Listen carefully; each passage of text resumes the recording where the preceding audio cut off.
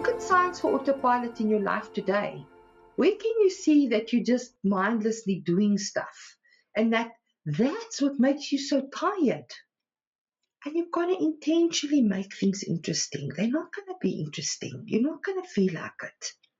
Most things that we have to do, we don't feel like it. But you can make it interesting. You can inject some novelty into it.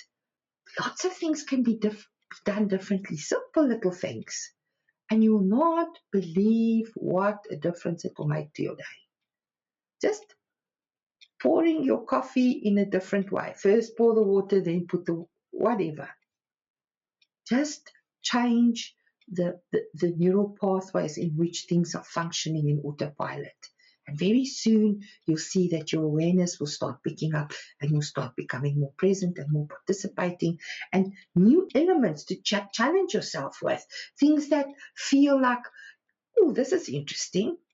Let me see if I can work this out. Let me see, approach tasks differently. Do things for yourself, but find ways of being effective. Don't strive to be efficient anymore. Be effective. Deliver the most amazing results in the shortest possible time so that you've got time for you. And in autopilot, it sucks up all your time. It's like TikTok and data.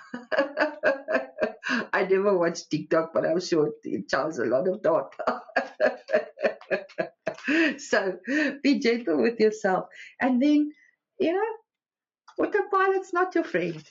It might feel very nice there, and you can get through the day and, oh, thank you, it's 5 o'clock, I can go home.